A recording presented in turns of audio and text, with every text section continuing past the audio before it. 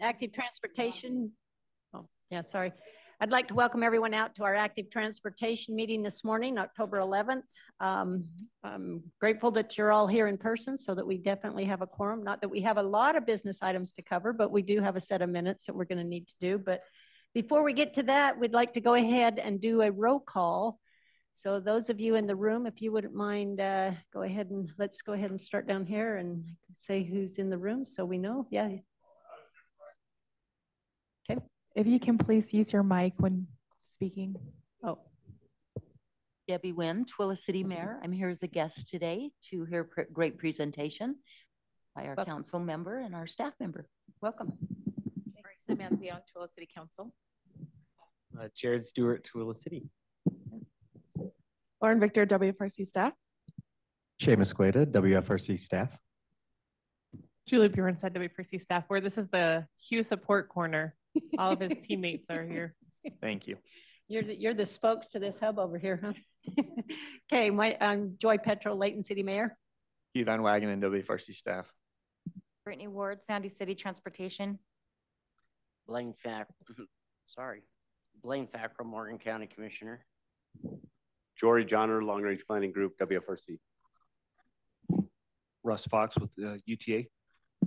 Dee Dee Murray, UTA.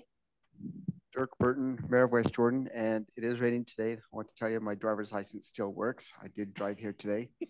And I'm excited to hear Twilla's presentation today, so thank you, Twila. Jordan Chandler, WFRC. Rosie Hernandez, Wasatch Front Regional Council. Melanie Haas, MAG. And it looks like we have someone that joined us over here in the crowd, if you want to, Grant.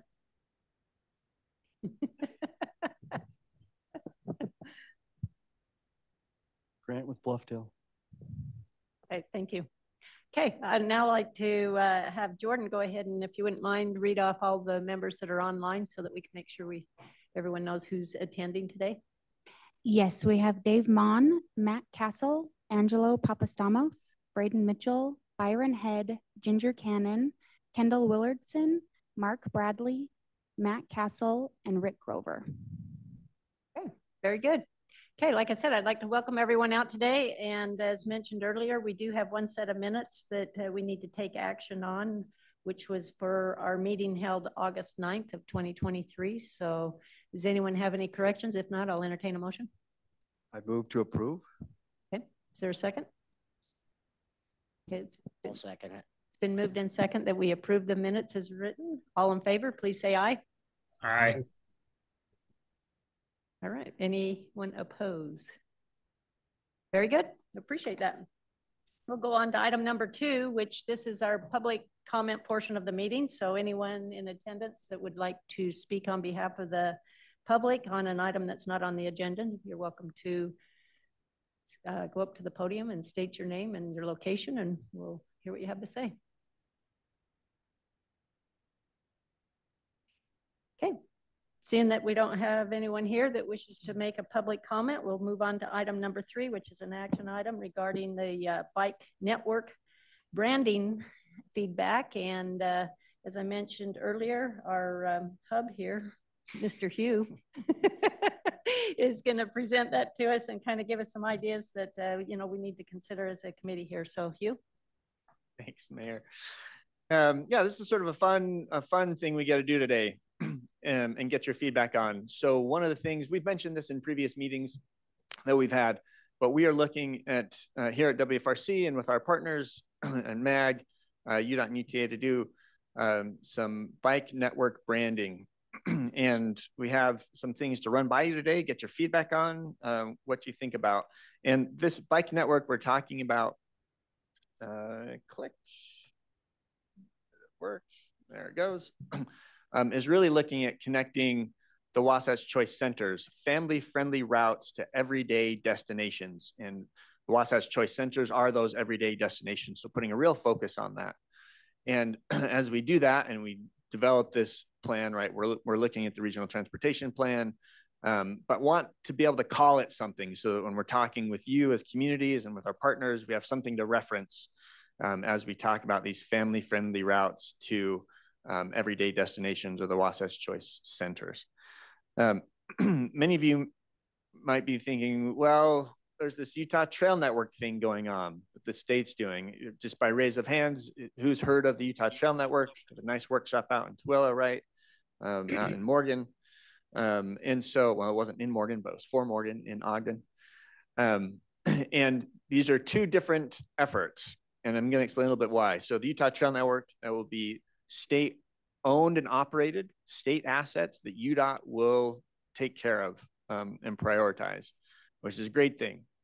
And the way I like to think about this, so the Utah Trail Network, it's been described as sort of, if you think about a network, an AT network, active transportation network, as the highways of the network, right? Just like you'd think of UDOT highways for roads. So the Utah Trail Network, the highways of the active transportation network. Not that I love to compare active transportation to cars, but this is the best I have at the moment. And what we're talking about is really the underlying arterial and collector roads, right, underneath the Utah Trail Network as the effort we're talking about. Again, connecting people to everyday destinations in very comfortable circumstances. So that's the difference that we're talking about. Purple lines versus orange lines. So where we are right now with this branding effort is we have a couple of, we're sort of leaning towards this term, this name, Wasatch Bikeways Network and derivatives thereof. Passing around a paper to look at here around the table. Hopefully everybody sees this really well online. And again, thinking, we have this sort of little inspiration board over in the right lower hand corner.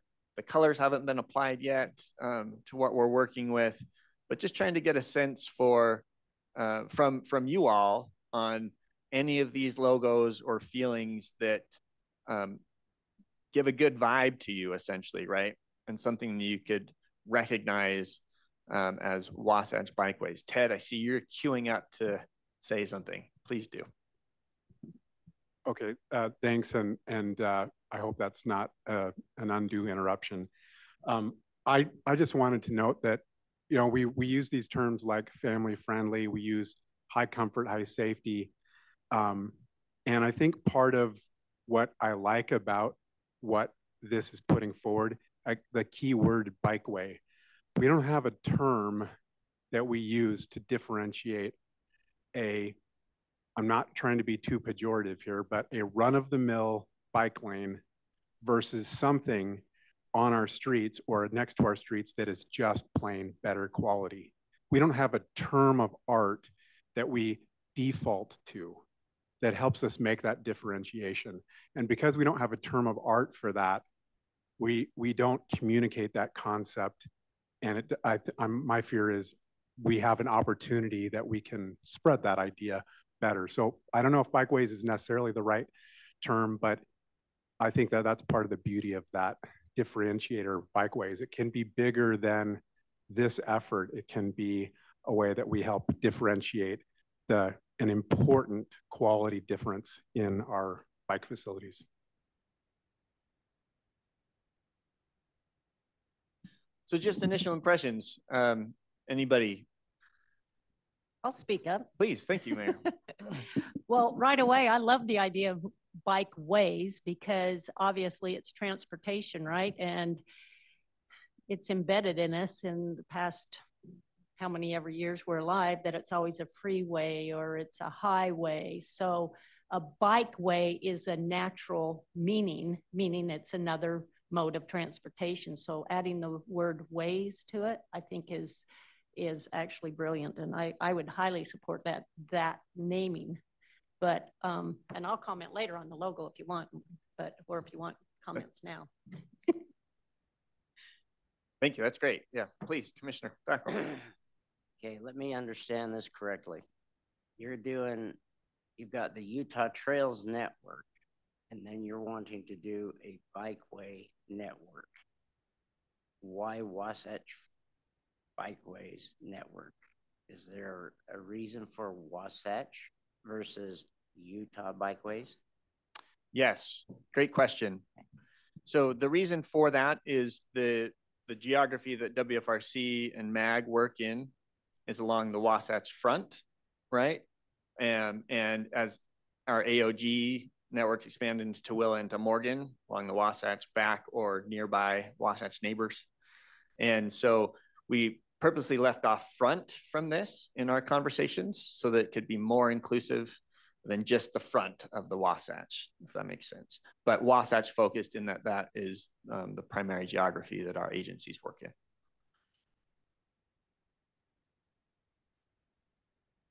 So can we include you? Absolutely, I think we can. That's what I would hope, because otherwise I don't know why I'm here. Right. Okay, I say. You got to speak into the mic so those That's online true. can hear. I just say that if it's, as long as we're included, then there's a reason for me to be here. But if you did just say Wasatch Front Bikeways Network, then I'd say I might as well leave the room. So, you know, where it talks about Wasatch Bikeways, as long as it's the Wasatch Mountains Bikeways or something like that, it might be good. I don't know. I'm just hung up on the Wasatch. This is what we're looking for, is just feedback on this. And could be Wasatch County too, when you're talking about that. So maybe something different than Wasatch. I don't know, just some thoughts for you. Appreciate the thoughts. Thank you. We'll say again, we did leave front off very intentionally. Yeah. I'll stick my 2 cents in, if I may. So I like the bikeways as well. I also have concern about the word Wasatch. I know that includes us on the west side of the valley, but you know, we could call it the Ochre bikeways. I just feel that when I think of Wasatch, I think of the Wasatch Mountains. I think of the east side of the valley. I don't think of Tooele when I think of Wasatch. I don't think going into Ogden when I think of Wasatch. I do. I think of the east side of the Salt Lake Valley. So I would like to think of another term besides the Wasatch. I like the bikeways part. I like to keep that part on there. Not to put you on the spot, but do you have a suggestion for besides Ochre? I don't have another suggestion besides Ochre. I don't think Ochre is the right answer, but I'm just using that as a comparison to the Wasatch. Although the Wasatch is bigger and well known, but to me, you know, the Ochres is what I'm next door to. What about Northern Utah Bikeways Network? I don't know. Well, that begs the question, why was Utah not considered the word? Or we can call the Burton Bikeways. Yeah, to answer your question about Utah, I think specifically to, again, really try and differentiate from the Utah Trail Network. So they're complementary but different is primary reason. But I don't think we ever kicked around Northern Utah. Again, really just trying to make sure people understand that these are complementary efforts, but not the same. Good question. This is good. This is really good feedback. Anybody else? Spirit of brainstorming. There's been a term that's used for this big geography of Greater Wasatch. I don't know if you all find that better. I'm trying to brainstorm and get the juices flowing.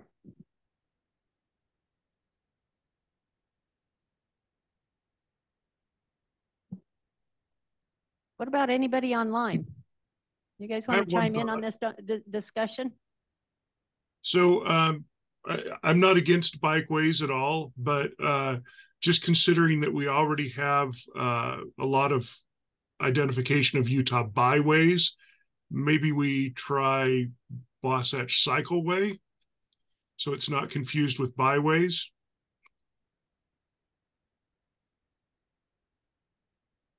Just a thought. What was the name? There was a name that we were kicking around. That was it Wasatch Area Cycle System, the WAX, something like that, right? Wasatch Area Cycle System, I think, was getting kicked around a little bit. So, no offense, but I don't think we need another acronym. And I do know the simpler you can identify this, the easier it is to market. So the single word works, but seems like there's a little bit of sorry, Joy. Utah Cycleway maybe is something that could not only work for the Northern Utah, but could be incorporated if others tried to jump on or jump into it. I'm wondering if there has been an opportunity to look at what some of the European names are for their bikeway networks. Many countries, regions, and of course there's the Eurovelo route network. That might provide some inspiration. We haven't looked at those, or I haven't looked at those, so that's something for us to consider. Thanks, Becca. Hey, this is Mayor Mitchell from Riverdale. And I mean, when we're picking apart the whole thing, maybe the word network is one of the ones that needs to be changed to distinguish from Utah Trails. I don't know, just a thought, but I like the bikeways a lot. But I do agree with the other two that Wasatch is a little problematic. Okay, thanks, Mayor. Scenic bikeways. Scenic bikeways? That gets even closer to scenic byways. This is what you're trying to distinguish from, right? Yeah. Mark, yes. You have a hand up? Yes. I like the bikeway reference because when a lot of people think of cycling, they're often thinking you have to be more of a professional riding, or you're really in your biking shorts. Bikeways, it really opens it up to a lot more riders, in my opinion, just the wording. Thanks. I agree with that. You don't go cycling with your kids, you go biking with your kids. Yeah. Also, there is the U.S. Bicycle Route Network, or sorry, system, I think it's called. I wonder if there are other parts of the country. I guess that's part of what this illustrates. I don't know. I'd be curious if like Adventure Cycling or any of those organizations would have any suggestions. Okay, this is great. I'm glad people are willing to chime in and provide a thought on this. I'm going to ignore you all probably and just pick it myself.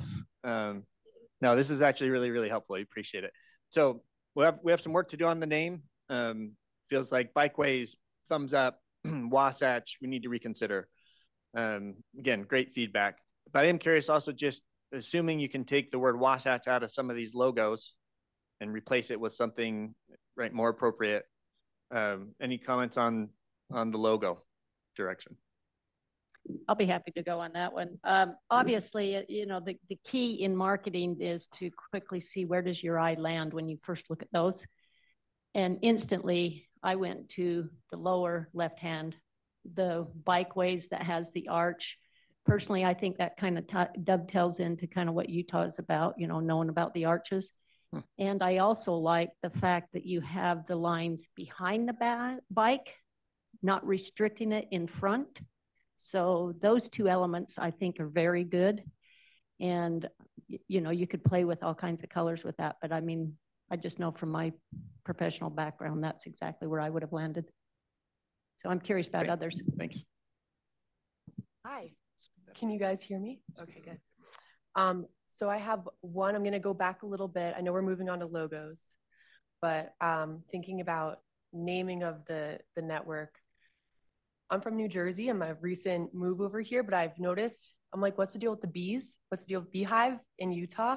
And I thought Beehive Bikeway might be something because it's very inclusive, it's very comprehensive, it's not really bound to any type of geography or town, and it kind of encompasses the idea, right, of everybody working together. And then for the logo, my blink test also went to that bottom left-hand corner. I think that logo could be incorporated onto plans. It could be incorporated onto advertising. It'll always look neat and very clear. You could even, stickers. You think of how people like to, think of a trail network and they have a very distinct logo. And I think that one is really nice. It caught my eye. And it looks like a beehive.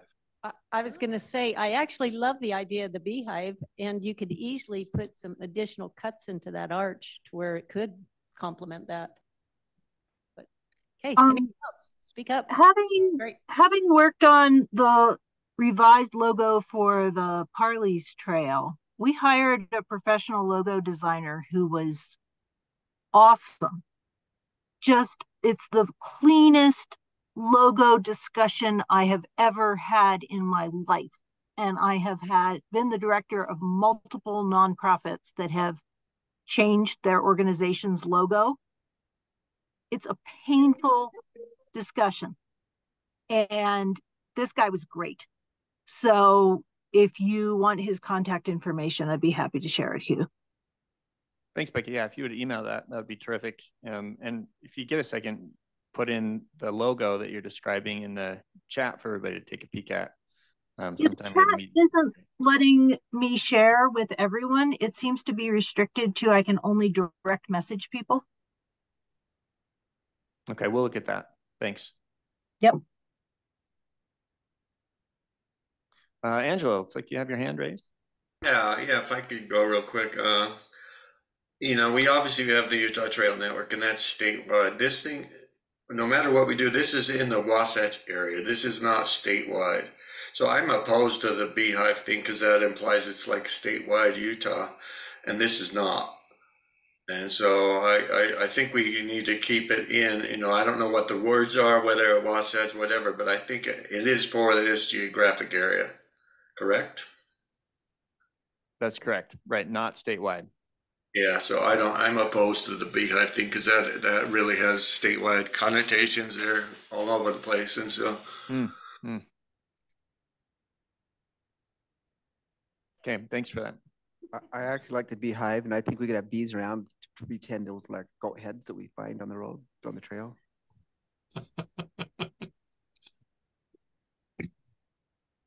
I like the idea that maybe you could incorporate the word hive in there somewhere. It doesn't have to be beehive, but if hive replaced network or something, I don't know, that's just brainstorming. That's not a refined idea, but I like that idea. Thank you. Okay. Chris has his hand up. Yeah, Chris. I guess one thing on the beehive, and maybe, I don't know, maybe I'm not representing Utah County appropriately, but it does feel like beehive is more of a thing in Salt Lake County. So maybe it is more appropriate. I don't know. Like, I don't think it's as something that is used as much elsewhere. I mostly see it in a Salt Lake County context usually, or coming out of Salt Lake County. Quick chiming in. I think anytime we pick a term that squarely hits a geography, it's going to rub some people wrong. And the beautiful thing about the beehive is there's alliteration.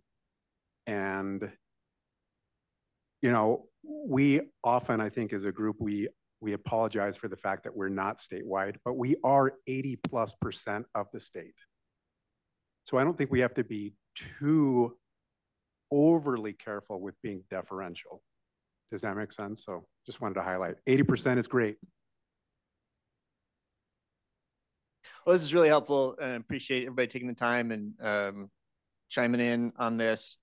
We'll take this feedback, get our heads together. Oh, thanks, Becca, for sharing that logo in the chat. And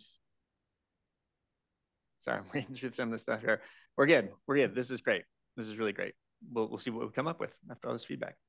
Thank you, man. Can I make just something on the I don't think you're until item number 7, actually, Jim. Oh no. I'm just kidding. No. Yeah. Before I cede the time back to Mayor Petro, please go ahead. My apologies, Madam Chairman. Maybe it would be the 80% network. 80% of us get on our bikes and ride. There we go. Okay, well, I appreciate everyone's feedback on that, and I think it's a good discussion, and that's exactly what I think Hugh is hoping to get out of this today. And as a committee, that's what we need to be. You know, we need to kind of brainstorm a little bit here. So thank you. As alluded to by Mayor Burton and several others, I mean, actually, we're going to go on to item number 4, which is an exciting part of this meeting because we now get to hear about the Tooele Active Transportation Plan that they've been working on. So I'm going to turn the time over to Council Member Marissa Mazzioni, right? And I imagine your mayor and also Jared. Are all three of you going to be presenting or? Oh, I love it. Great mayor. Okay, well, the time's now yours. If you want to go ahead and give us the update and let us know how things are going.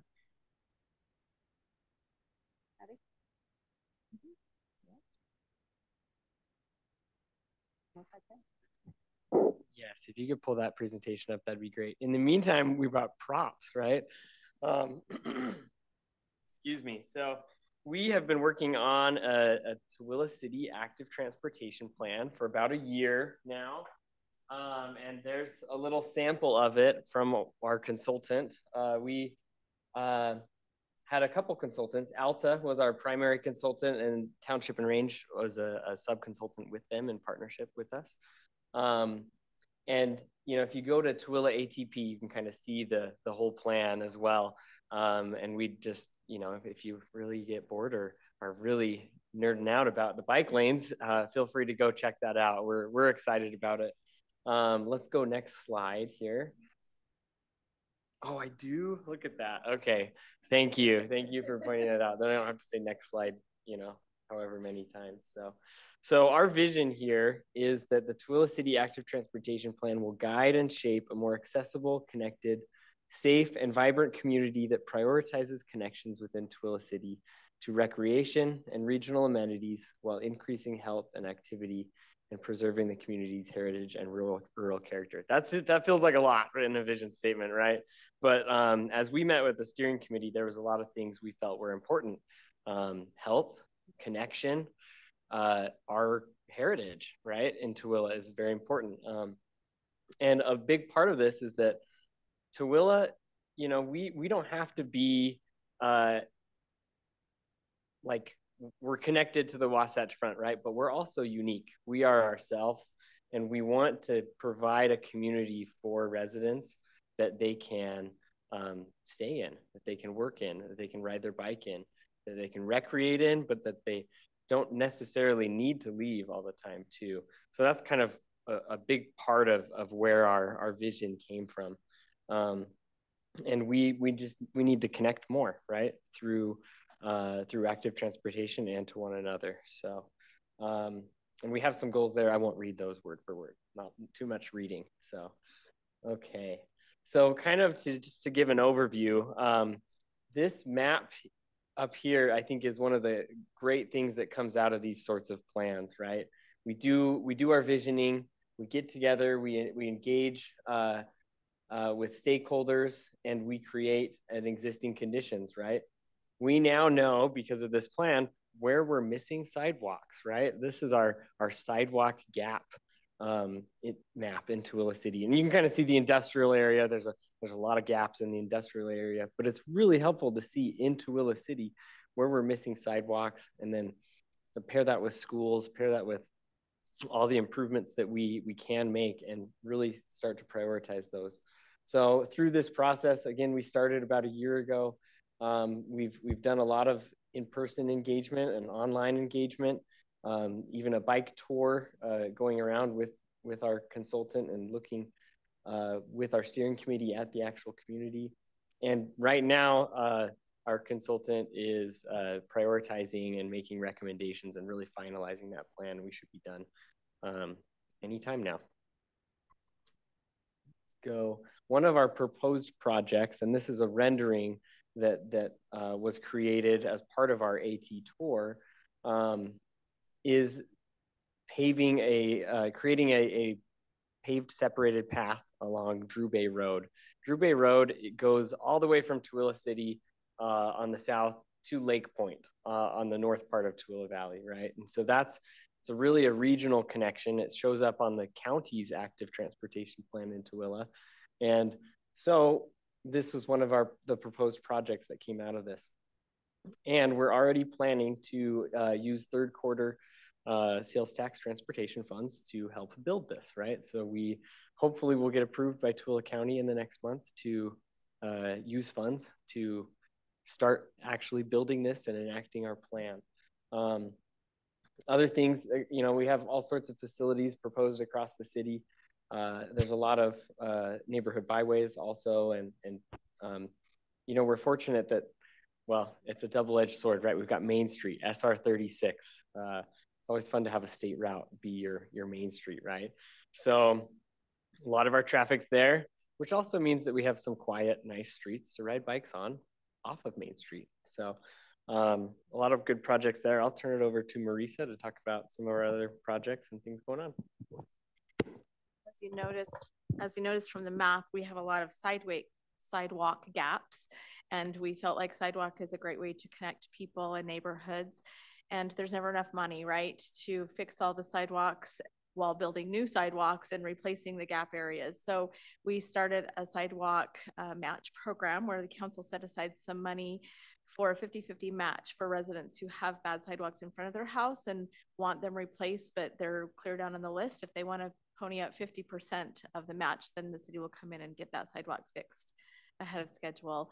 And that's been well received, and it's a great way to get those sidewalk connections made in our city that we otherwise wouldn't have had for quite a while. And it helps us prioritize as well. We also have a big ongoing project.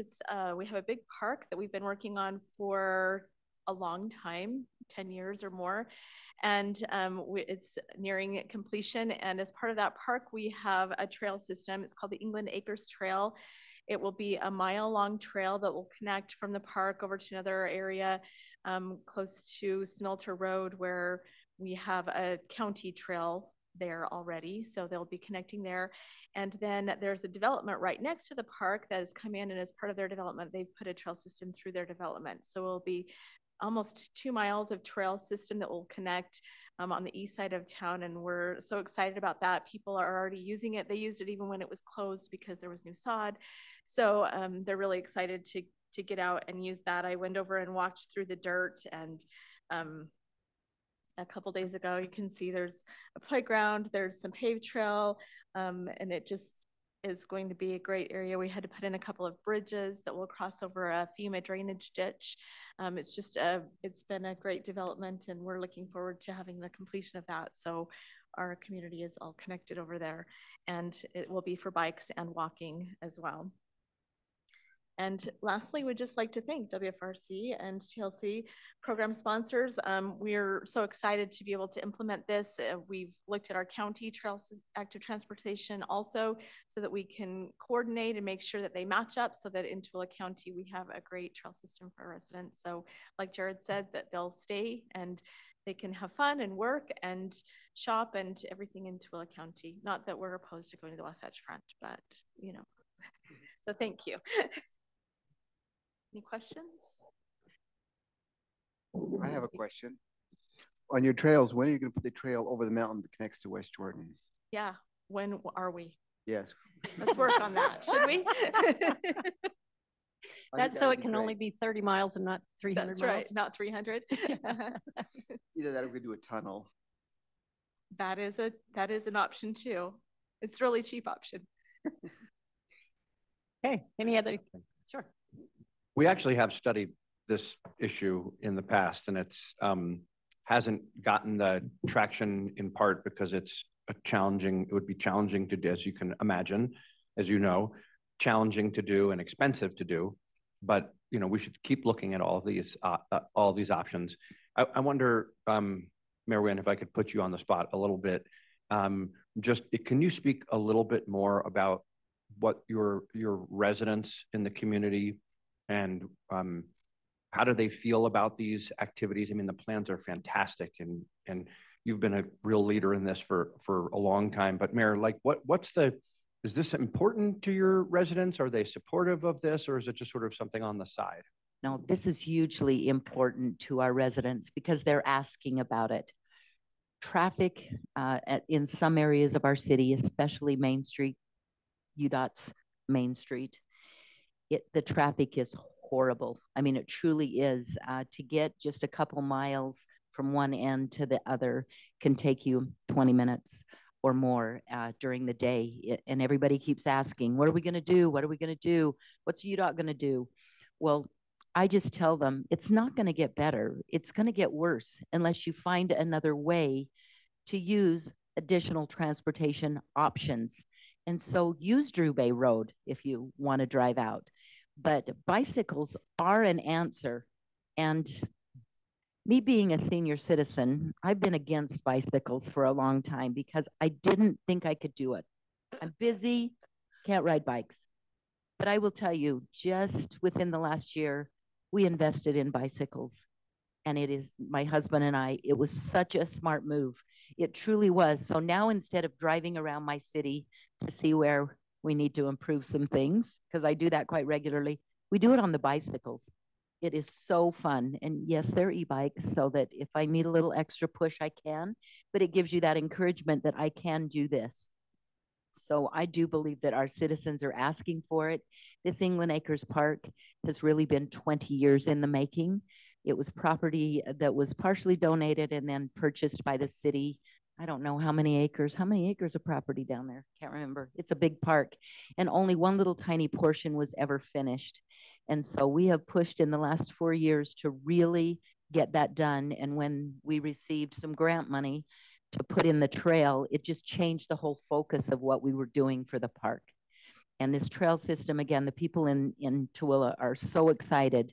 We have a Facebook page that isn't really my favorite, but Tooele County 411, it's where you get lots of information. Some of it's correct, some not so much.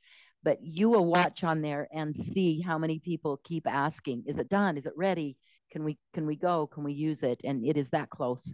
But we're excited to have the trails. It will truly help our problem with our transportation. You know, it's so great to hear. And council member, you said this already, but the idea of having people be able to navigate within the city, not having to drive everywhere. I mean, there seems like there's a lot of opportunity for that. So it's great work you guys are doing. Can I just add one thing?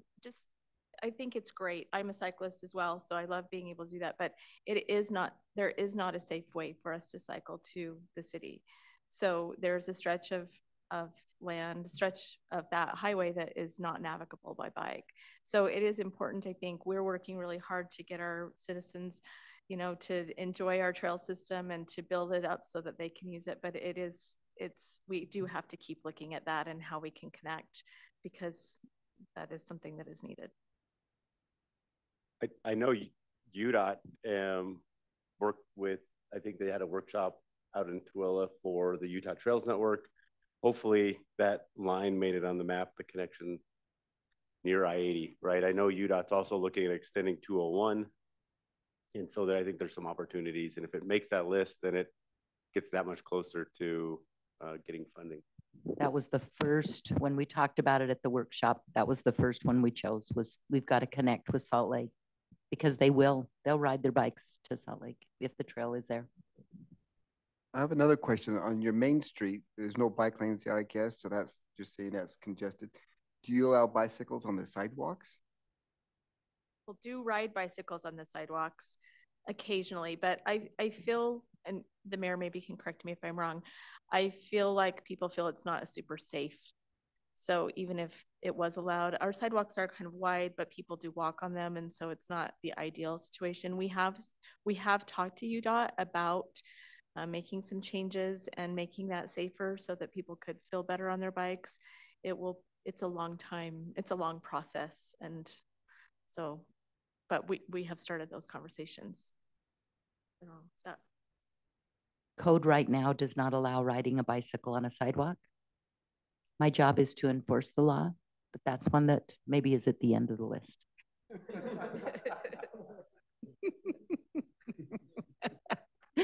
I love it. That's why I said people do ride bicycles on the sidewalk. Okay, any other comments here? If not, I want to thank you guys. I mean, that's a great plan, and I can see the benefit behind it. And thank goodness Layton's in the same situation. We're going through our plan, so I hope we'll be able to present. But it's an inspiration, because as a larger city, I didn't even think about the 50-50 on the sidewalks. So kudos. I think that's something all of us has a takeaway here, besides just the importance of a plan and implementing that plan funded by Wasatch Front. So yeah, thank you. Okay.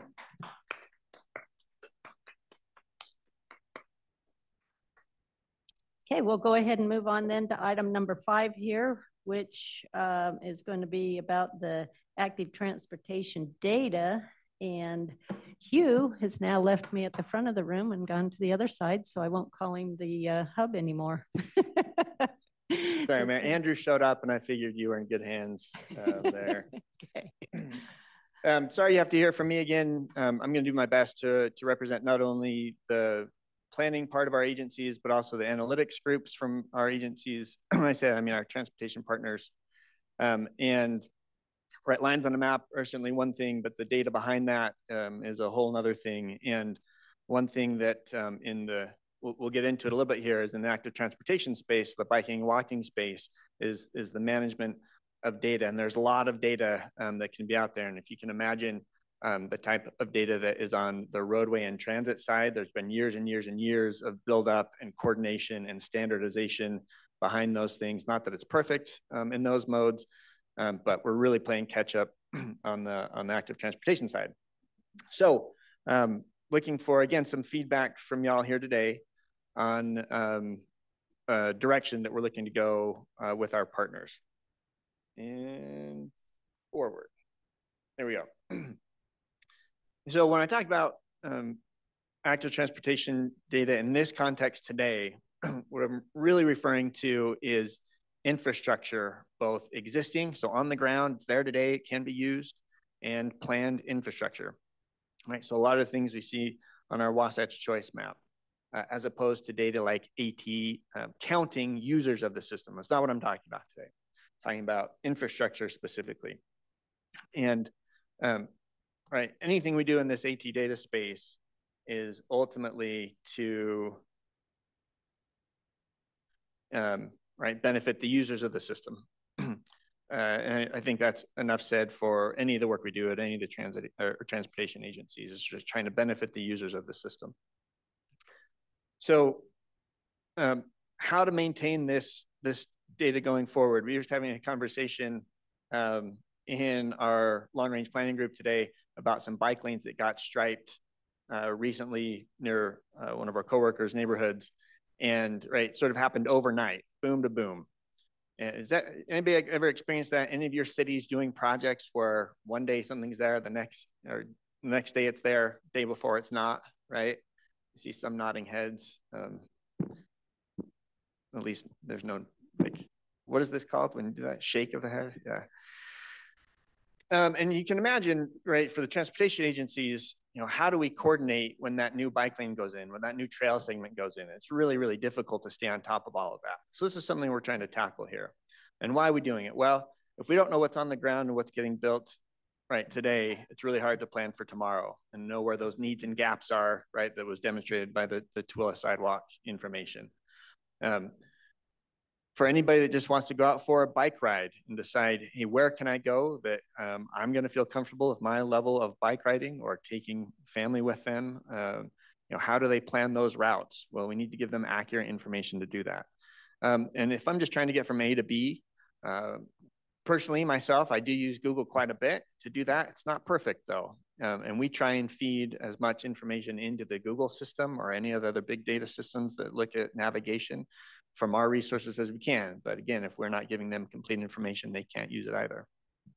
And so, right, if we're looking at a single repository and database, a place to keep this up and standardized, well, we're looking at it county by county. Is it region wide, right? We just had a big discussion on region earlier around the branding. What does region mean? Or is it statewide? And when's the last time anybody used a printed map? When was it, Commissioner? I used one yesterday. Perfect. Becca, I was going to say, I use one all the time. Okay, awesome. Andrew? I had the privilege of riding bikes all over Amsterdam last week, and I used a combination of paper maps and Google Maps. Yeah, okay. So, right, we have to think about these. I'm sorry? This one? Here. Yeah, keep that in your pocket. Yeah, so there's actually some different opinions, right, on the focus here. So we have to think about those different mediums, though, and how are people using them, and where to put resources. between digital and paper. So again, talking about the goals, current and complete, standardized. I'll get into a little bit more of this, how it's not standardized currently. Different databases out there, different resources out there, getting pushed in different ways, represented in different ways. But again, for a user, people rarely know when they cross the city border, by and large, right? When they're traveling. So we need these things connected across our borders. And talking about the staff work that goes in behind this, trying to minimize any redundant work that's happening so that our data group at WFRC is not having to repeat the same work that UDOT or UTA or anybody else has done already. And we want to make sure whatever resources we're putting out there, there's a high level of engagement for people to use it. We can do a lot of work that doesn't get snatched or held onto by the end user, and it might be an unfortunate use of resources. So again, thinking about getting the general public and supporters of the AT system to be able to latch on to this data program. So just as a reference, when we're talking about updating active transportation infrastructure, the roadway network, this is something that gets done really well and regularly. So this is a snapshot of the Utah Geographic Resource Center and the roadway network there on screen left, and give regular updates about how often this roadway network is updated. And it's essentially every month, and it says here in fine type that 9 counties get a really detailed look, probably the more populous counties, and where there's a lot of development activity going on. So this is happening statewide monthly. This is happening for the roadway network. UTA has great data on their network, This is all the bus stops that they have, and they know where these are. They know what the assets are at those bus stops, and they take care of the transit system for their part of the state. Well, where does this exist, for biking and walking? So UDOT has a data set that they keep and maintain. MAG has a data set that they keep and maintain, and they're good data sets, Salt Lake City and Salt Lake County have used their mapping together for a number of years and kept that up to date. Again, it's not standardized across these platforms, and not coming from the same resource. So users have to navigate and experience different things depending on where they are and not knowing where to go for a single resource. Again, precedent for use of maps, UTA's got a great system map that they have. Statewide roadway network. I love these Utah maps, They're the really big ones that you fold, and they're like as tall as I am because I'm not very tall. And those are, a lot of people have used these over the years to get around, and now in addition with the digital option. So one of the things, again, just talking about the differences from the road centerline process, mentioned this, There's no single entity or owner of active transportation data. The roadway centerlines data set is kept up to date. One, because obviously a lot of people drive, and two, it's really necessary for 911 and emergency response to have those roadways accurate, because that's how our emergency responders are getting around. So that's critical. Again, on the AT side, no established process to take it from the locals, which is where the roadways get updates from the locals, and then to the county, and then rolls up to the state. That kind of system is not established on the AT side. And we want to be able to see existing and plan together.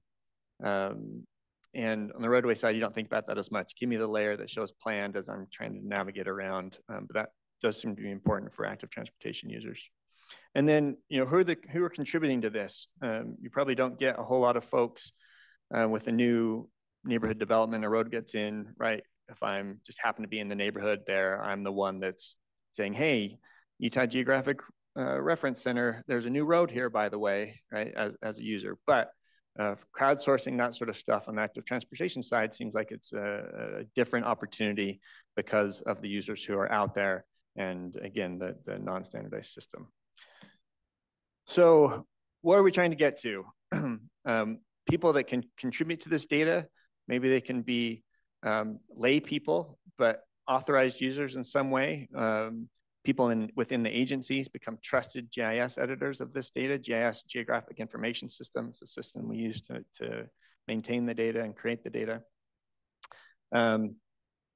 And right, how often did we do this? Trying to find some regular updates to this so that, and again, anybody using it knows the relative interval of the data and how current it is and how current it isn't in some cases, right?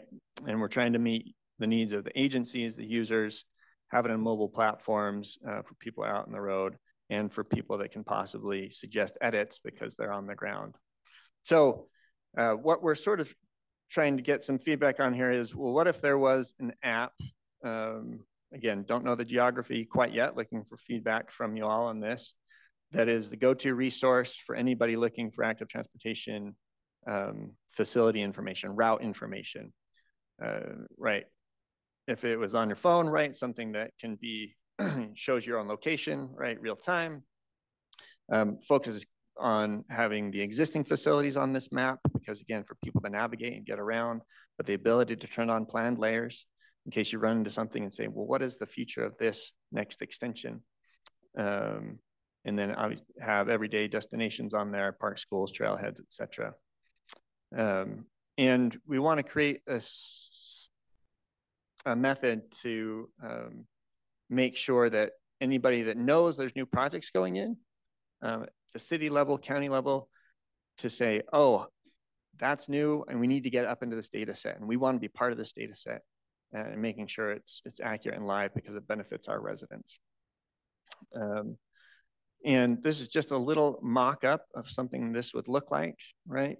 And then this is showing the app facing of it, but then the idea of the paper map, because people clearly use them, right? And having a timeline of, well, how often are those reprinted and redistributed?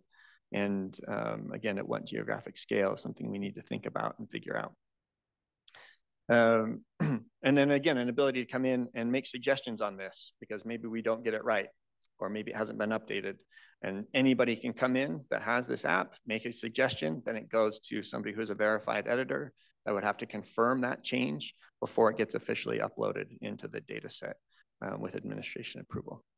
So that's the lay of the land on sort of the struggles we have with this and the difficulty of it, but we want to get there. And just any feedback on this idea of an app that would be the place to go and one repository for this information with the ability for people to make comments on keeping it current and updated. Any feedback? I mean, I've got an opinion, but I'll let somebody else go first. I'll go first then. I like the idea. However, I'm a Google Map user, so I use that for biking no matter where I go. So if we have an app for this area, would I still need to go to Google Maps when I go outside the area, or would that app somehow link to Google Maps and update Google Maps so that I could just have one place to go to and I just use that app for updating or bringing that information to Google? Yeah, great question. We don't want people to have to navigate between different apps, right? One place, that's where you go. So it's a good question. I think you would have the ability to do probably not point to point, meaning, hey, I need to get from here to here, and then this app would show you the best route. This will give you the landscape of everything, and you could decide if you wanted to take the time to figure that out. And then the ability to comment on it. And the ability to comment, that's what we would continue to push to Google and those other platforms that people might use more regularly, so they have the most current information on the point-to-point routing. But what Google doesn't show you when you pull up the map is an accurate landscape of everything available to you if you want to choose your route. Does that answer your question? It did. The other thing Google doesn't show is if it's a gravel or a dirt road. And sometimes I get stuck on a dirt road with my street bike. Yeah, it's a lot of canal maintenance roads that it tells me to go on, but yeah, I have to right. So I'd hope this app would have that, and I would like to have a way to work with Google to help them understand those things. Some of the things that Google does have, which I think is great, and it'll show you the terrain or the elevation rise or decrease. Yeah, and that makes a big difference. Yeah, great points. Thank you. So there's this app I think we should just steal from Switzerland. It's called the Swiss Topo Map. And I think it can do the same, like marry, I think, the two options. And so this is a little extreme, but it's like hiking, cycling, snow sports. And you can see all of the pathways because it's just you can choose between whether it's the traditional maps you've been showing or an aerial image. You select your locations and it can do the routing for you. You can show how it relates to transit. On this one, it also tells you about closures because of livestock, guardian dogs, and other things. But it then shows you the topography that you're doing along that route that you've selected, how long it should take. I think that a map that just is a place for people to do comments is not going to be used as much as maybe we would hope. You know, like a lot of cities have that for where potholes are. And I always forget the name of the app and I never open it up to like the fix it, you know, UDOT fix it. And I think Salt Lake City has one. So I think if we're investing in an app that we want that information for, it needs to have something else in it. And I think the routing that Mayor has been talking about, I think has to be in there. Otherwise, I don't think cyclists are going to use the app, especially if they're using Strava to log something and then they're using Google to do the routing. And then this is just like a fix-it app, you know? And she brings up a good point that I like the idea when you do multimodal, Google doesn't work for that. I have to sit there and plan two different things and figure out where I'm going to interlink those together. Another mapping system that could be of interest is OpenStreetMaps. That is broadly used in Europe and it has very good information. We have some people locally working on our OpenStreetMap, but still I think it is less complete, especially whenever you get into more rural areas. It's probably pretty good for Salt Lake City because we have a good team of people that participate in OpenStreetMap here.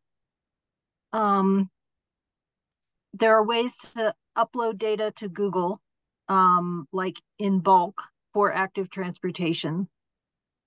And there's also some other platforms out there that are used by various people, like the mountain biking community has TrailForks. TrailForks will show you dirt roads.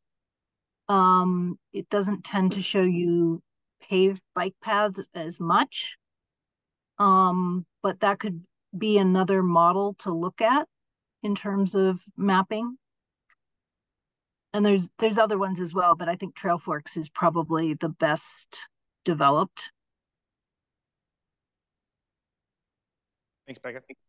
Go ahead. I know you guys. Yeah. So two parts to this. I think one positive of this would be this mapping system could be really good, especially during like the visioning and concept development phases, where a lot of times towns, counties work with consultant teams and they have all these public outreach efforts.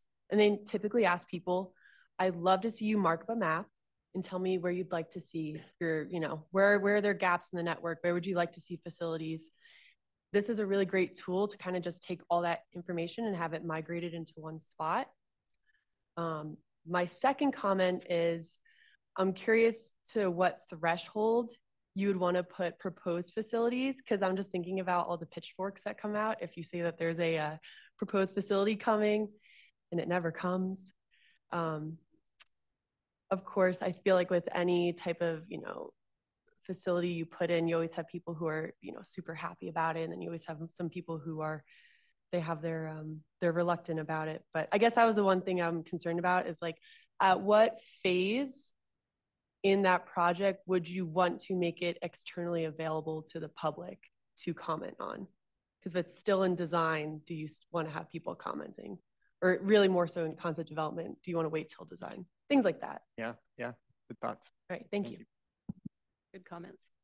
Go ahead. You wanted to comment as well, right? Yeah, the only other thing I was just going to add, I mean, so I'm assuming we're looking at trying to do something that's overall free, because you have so many different, right? We're talking about there's so many different apps. I mean, I just got looking at my phone. I've got 3 different apps. I've got All Trails, I got Komoot, you know, and then you got Strava. But there's all these things that are out there that you can break those things down, and is that kind of what we're looking at? You know, just another thought. I mean, some of these, if you really want to unlock out the features, you have to pay for it. Good point. Any thoughts on that, Hugh, and where you guys were headed? Yeah, I mean, that's one of the tricky things, right? All trails, trail forks, they all have these paid versions, right? And I had a conversation with somebody in that industry, you know, sort of poking them about this a little bit, and just said, is there anything like this out there, right, for the paved trails and on-street bike networks? And, you know, that person was like, no, I don't know of anybody working in that space. So, you know, one of the challenges would be making sure, if the agencies do this, right, there's enough staffing and resources behind it, which costs money, right? And do we build it up enough that at some point somebody else could take it over and then make it, I don't know. We're not a research institution, right, that then hands off stuff. But I mean, the primary concern is it doesn't exist, again, in a standardized way, in a way that people can get to it easily and quickly. And you know, and there's a gap there to the detriment of our users is what it feels like now. So how do we overcome that? That's what we're trying to get at. Hugh, we haven't had a chance to really talk about this internally. So this is maybe a little unfair for me to comment right now, but I will anyway. One, data standardization, planning, coordination, critical. That we have talked about a lot. And the organized way that you and the team are coming at this, I think, is really terrific. With regard to an app, I'll just say generally I'm skeptical about the investment of time and energy in producing an app that is designed to be used by the general public. And I go back to Mayor Burton's comment. If it's meant principally for navigation, because people are they use the Google or Apple Maps. And I think even in the transit space, transit agencies all around the country have experimented with this. Like, we're going to create our own app for people to use transit. And then people just don't really, like, the industry has moved away from that. People just use the publicly available Google or Apple. So I would be skeptical about, I think it would be an uphill climb, right? To get people to adopt this as a navigation tool. So if it has utility beyond navigation for the general public, then that would be the case to evaluate. But I'd be skeptical about using it, trying to create a really functional app for navigational purposes. Thanks, Andrew. Well, that's why I love the Swiss Topo map. I'm going to plug that again. It's the whole country. And so you can do cities out, and it's also hiking. So I think if you had, I think there needs to be a draw there, right? Yeah. So that app allows you to do hiking or biking, off-road, gravel. And you can also hold up your phone and get the ridge line, and it tells you all the peak names.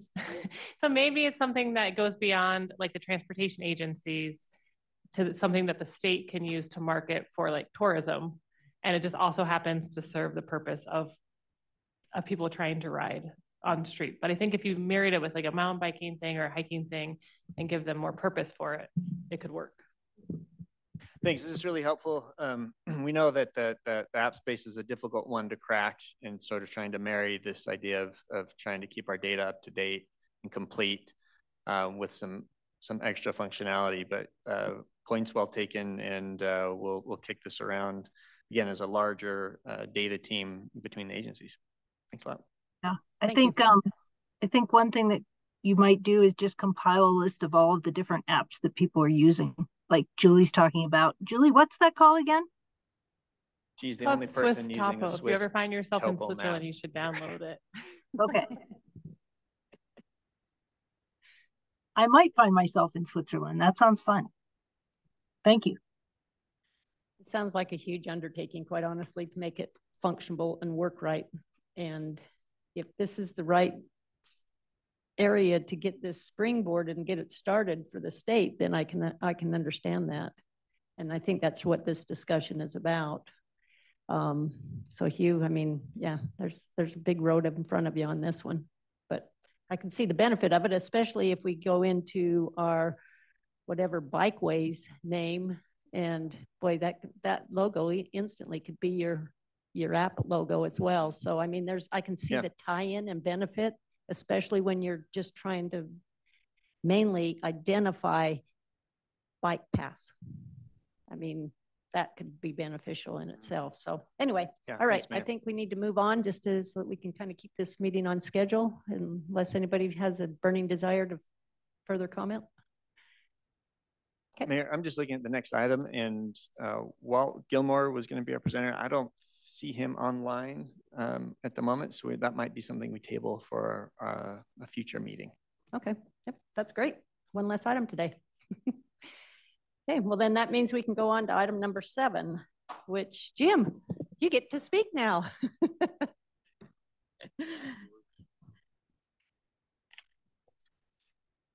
And you'll regret saying that forever. Do we need to have some ominous music playing in the background, Jim? Ominous music, yeah. By the way, Hugh, final words is a little morbid.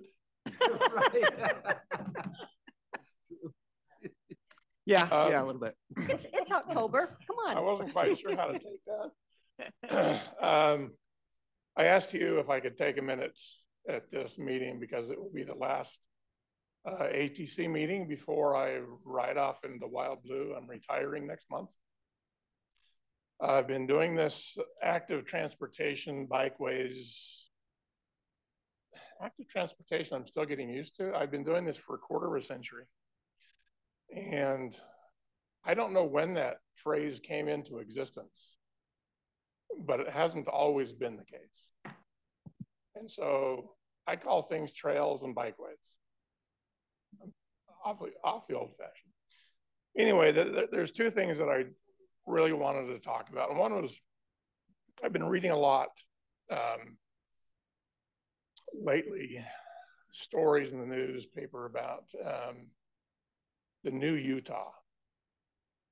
Utah is not what it used to be, and it's heading for new horizons that we're not used to. It's in population growth, in growth, as opposed to birth rates. Our birth rates are dropping, but our in-growth rates are rising. People are coming in from everywhere to be here, to live here, to love living here. We have resources that we've never had before as far as financial and other resources. And we have challenges that we've never had before as far as population. And where does everybody go? And where do we put everybody? On the other hand, we were talking about this kind of reminds me of where we are now versus where we were 25 years ago. 25 years ago, it was a dream to be able to have an intense family discussion about, are we being inclusive enough or are we being too exclusive? And can we call something the Wasatch Front or the Wasatch Bike Network? And are we offending anybody? Are we leaving anybody out? I'm sorry, but those are first world problems. They really are. They're problems that we never used to have and that we have now. And it's so exciting to see that for me, that the new Utah includes a new way of getting around, includes new infrastructure, includes dreaming even bigger than we ever have before as far as active transportation. And the second thing that I wanted to say is that thank you. Thank you for letting me work with all of you who I think are the best people on earth. And I will miss every single one of you, except for Ted.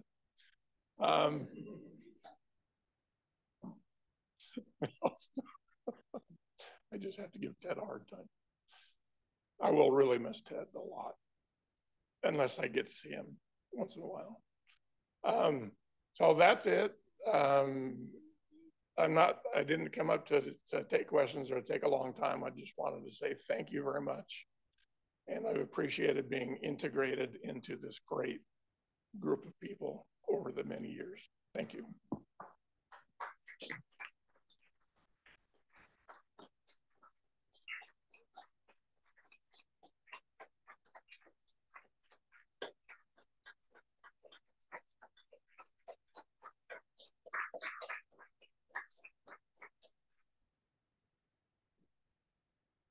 "25 years is a long time. And I can only speak for the few years that I've been associated with you, and I really appreciate all those many years. And obviously you've got some cohorts here and obviously some very close brotherly love there going on that even though you're retiring, that doesn't mean you go away. And you strike me as the type of person that will still stay involved. You'll still probably make those phone calls and kind of help guide us in the right direction. But I don't know if anybody else would like to say anything, but Jim, thank you for all those years of service. Yeah, Mayor, if I could. Sure. Oh, I'm sorry. Sorry, Commissioner. Yeah. I have one comment for you. Congratulations. Now it's time to go into public service. And I agree, because I did the same thing. You retire and this is where you end up at. So be careful. Okay, Hugh? Thanks, Ted, if I can respond to that, Ted says, oh, yeah, you're right. It's time to run. And I'm running. But the other direction.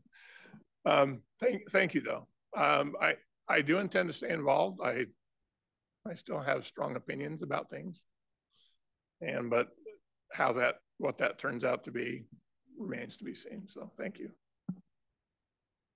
I'll be quick, and Jim knows this, but you've definitely been somebody that I've looked up to, and made others. Yeah, I'm sort of your mini me. It's true. I'm looking up to you literally in a lot of ways.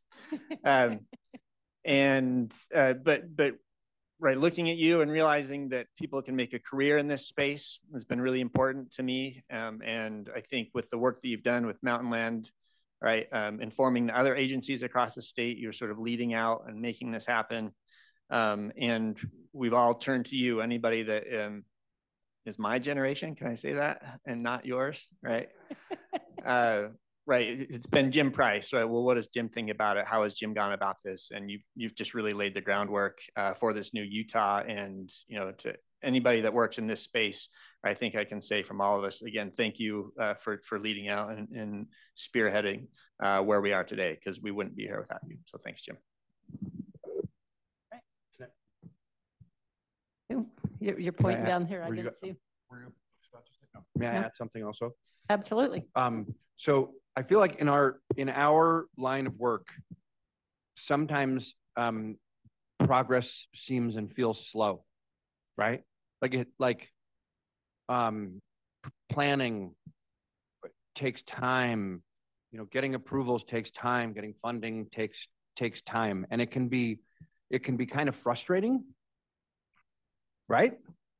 Yes, it can be frustrating, and you can feel day to day like you're not, just be candid, like you're not making a lot of progress, you're not making a big difference. And then when you step back and you take a longer view over a longer period of time, and somebody's retirement is a good time to do that, then you look at the sort of scope of impact and progress. And Jim, if you were to compare, as you are, the state for, I won't say active transportation, but for trails, for biking, for people getting around in that way now compared to when you started, it's a different world. And I think sometimes in this space we can feel like getting more people to ride their bikes, to get around, having it be more of an option for people. It's still hard. I mean, Mayor Burton, you're Utah's biking mayor. You ride all over the place. Mm-hmm. And oftentimes you're the only one that's doing it, and you're encountering challenges, and it makes it feel like it's like daunting to get there. But then when you look at what's happened over the course of Jim's career and where we are now, just the fact that we're sitting in this room talking about this, the fact that we are going to be putting $100 million next year into active transportation from all sources combined, that we have bike plans for the entirety, basically, of the Wasatch Front and Tooele and Morgan now. And yes, you're on the Wasatch Front and West Jordan, that we have those bike plans. And there's so much energy and opportunity that it just feels like it like takes a moment like this to step back sometimes and reflect on, my gosh, we've made so much progress. And then now it comes quite literally to the rest of us to pick up Jim's mantle, each of us, to continue what Jim has led for so many years and keep fighting for this, convincing people, getting the investment, doing the planning. Even though it's slow, it takes time, because we do make progress by being perseverant and working together. And so, Jim, you have been a real trailblazer. And the trail is now, I don't know, smoother, more comfortable, more family friendly, more available than it was when you started blazing the trail. And we just all need to keep that progress up. So thank you. Good job.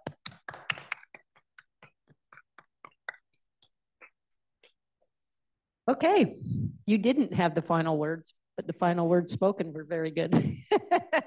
Okay, I just want to bring this back around to the committee here and see if there's any other business that you want to bring before us. Mayor Burton? This year, for the first time, our police department has had bicycles for years. But this year they got e-bikes, and they're loving the e-bikes this year. We have 6 e-bikes in our police department, and it's been a real benefit to help patrol paths and trails and neighborhoods as well, because they can see things you don't see otherwise, as Mayor Wynn was talking about. So things are changing there too. I'm glad you brought that up, because in Layton we did the same thing. I mean, I kind of challenged our department to, at least get 4 of them out there. And boy, they've embraced it. They love it. They're adding more. They're requesting more. So we're up to 6 as well. So, yep, good idea. Okay, anyone else? Okay, if not, then at the beginning of the meeting, I failed to acknowledge the fact that Mayor Walker needed to be excused, and that's the reason why I was acting as chair today. But I want to just bring your attention to the additional upcoming events that take place here. So if you'd look at your agenda items, you'll see all of those listed. And I hope that everyone will get out and ride their bikes while we can and promote active transportation. So I need a motion to adjourn. Oh, you're just grabbing the mic. I was going, were you going to say something? Okay. We adjourn. Okay. No. I'll second. Okay, there's been a motion and a second. All in favor, aye. Okay, thank you, everyone. Thank you, everyone online as well. Thanks, everybody.